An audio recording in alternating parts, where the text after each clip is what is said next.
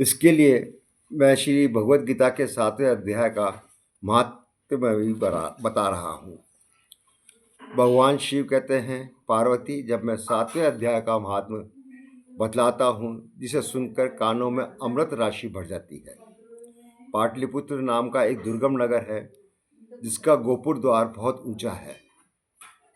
उस नगर में शंखकर्ण नाम का एक ब्राह्मण रहता था। उसने वैश्यवृत्ति का आश्रय लेकर बहुत धन कमाया, किंतु न तो कभी पितरों का तर्पण किया, न देवताओं की पूजा नहीं। वह धन उपार्जन के तत्पर होकर राजाओं को ही बोझ कर दिया करता था।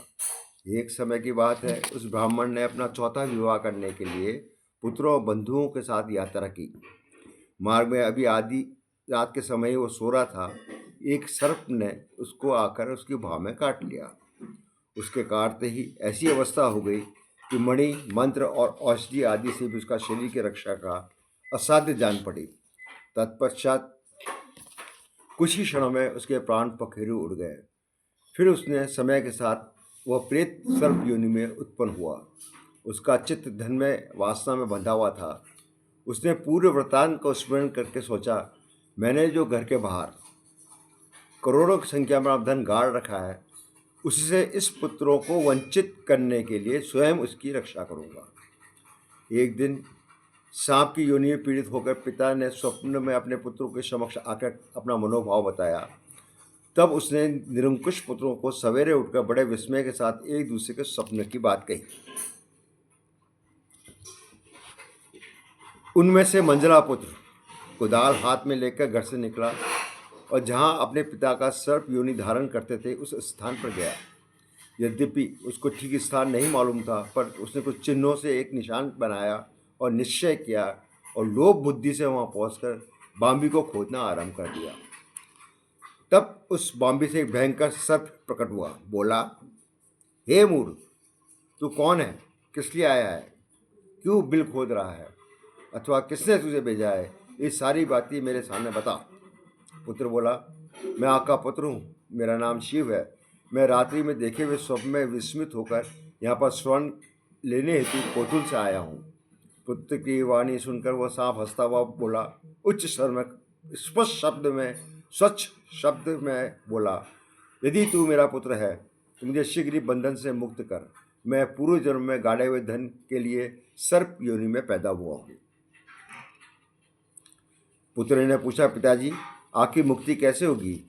इसका उपाय मुझे बताइए, क्योंकि मैं इस रात में सब लोगों को छोड़कर आपके पास आया हूँ। पिता ने कहा, बेटा, गीता के अमृत में 7वें अध्याय को छोड़कर मुझे मुक्त करने में तीर्थ, दान, तप, यज्ञ भी सर्वदा समर्थ नहीं है। केवल गीता का 7वां अध्याय ही प्राणियों के जरा, मृत्यु आदि के दुखों को दूर करने वाला है। पुत्र, मेरे श्राद्ध के दिन 7वें अध्याय का पाठ करने वाले ब्राह्मण को श्रद्धापूर्वक भोजन कराओ। इससे निसंदेह मेरी मुक्ति हो जाएगी। वत्स, अपनी शक्ति के अनुसार पूर्ण श्रद्धा के साथ वेद विद्या में प्रवीण अन्य ब्राह्मणों को ही भोजन कराना। सर्प योनि में पड़े हुए पिता के ये वचन सुनकर सभी पुत्रों ने उनकी आज्ञा के अनुसार उससे भी अधिक किया। तब शंखकर्ण ने अपने सर्प शरीर को त्याग कर दिव्य देह धारण किया और सारा धन पुत्रों का अधीन कर दिया। पिता ने करोड़ों की संख्या में जो धन बांट दिया था, उससे वे सदाचारी पुत्र बहुत खुश हुए और उन्होंने बुद्धि धर्म में लगी हुई थी, इसलिए उन्होंने बावली, कुआं, पोखर, यज्ञ और देव मंदिर के लिए उस धन का उपयोग किया और अन्नशाला भी बनाई।